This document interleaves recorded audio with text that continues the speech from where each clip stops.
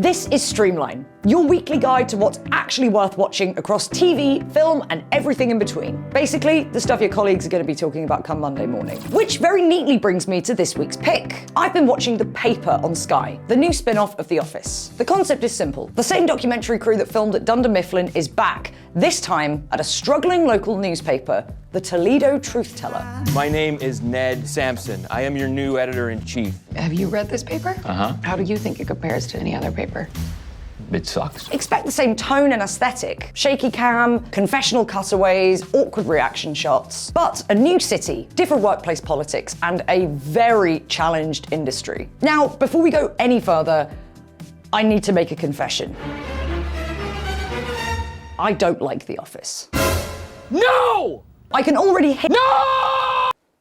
Okay. I can already hear the hate comments being typed out, and don't get me wrong, The Office paved the way for some of my absolute favorite shows. I mean, this walked so this could run. But I guess I just never clicked with the characters or the humor that well. I have a lot of questions. Number one, how dare you? And while I could get on my soapbox about why Parks and Rec is better than The Office, I'll save that for another video. Just please stop putting looking for the pounds in my gym on your dating profile.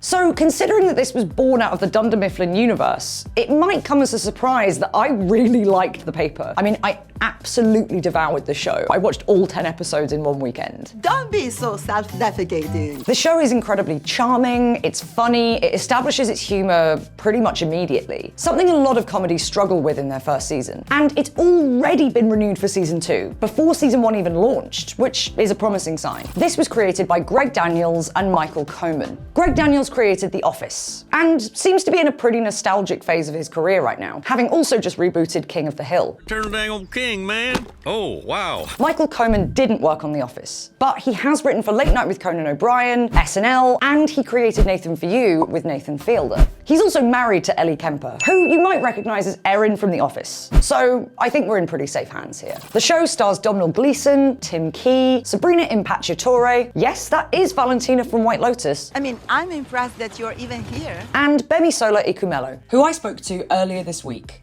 The workplace comedy is basically rooted in humanity, and sort of it usually is this kind of sense of a motley crew of people that just wouldn't necessarily choose to be family or friends because they're so disparate. You've got so-and-so from accounts and you've got so-and-so from sales, and they're all that's kind of what the workplace comedy is at its root. It's humans having to work together for a common goal, especially when they're really different, especially when they don't get on and there's tension and there's a maybe chemistry and all that sort of stuff bubbling away.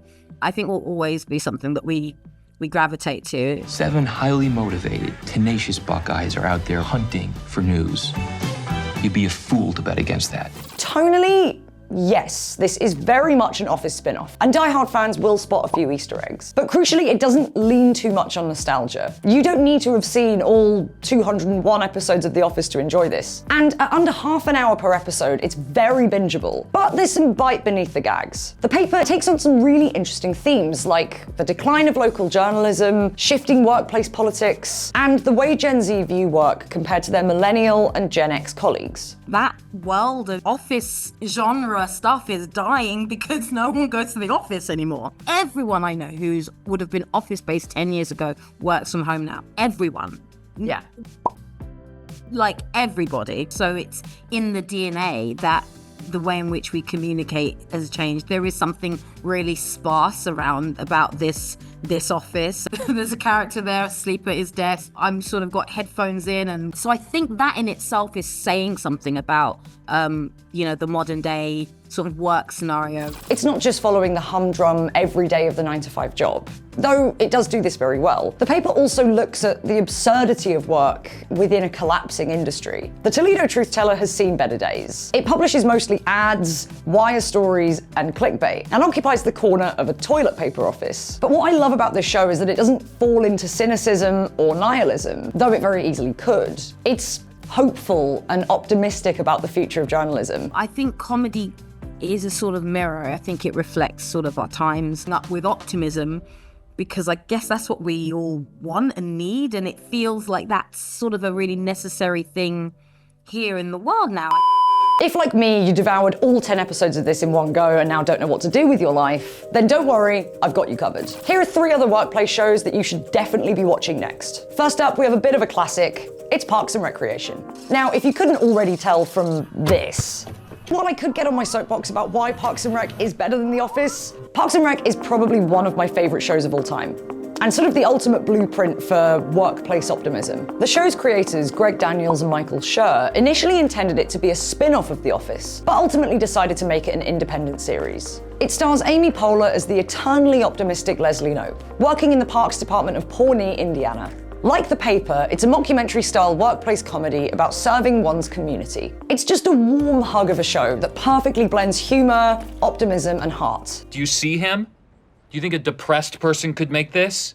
Next up, we have Brooklyn Nine-Nine, which is probably up there with shows like 30 Rock and Arrested Development, just in terms of sheer belly laughs per minute. So this was created by Michael Schur, who obviously did Parks and Rec and The Good Place. And it follows the officers of the 99th Precinct of the NYPD. It stars Andy Samberg, Terry Crews, and the late great Andre Braugher. Fun fact, Stephanie Beatriz actually auditioned for the role of Amy Santiago, but was encouraged to read for the role of Rosa Diaz. So if you're on the hunt for more cozy workplace comedies that will also really make you laugh, this will definitely scratch that itch.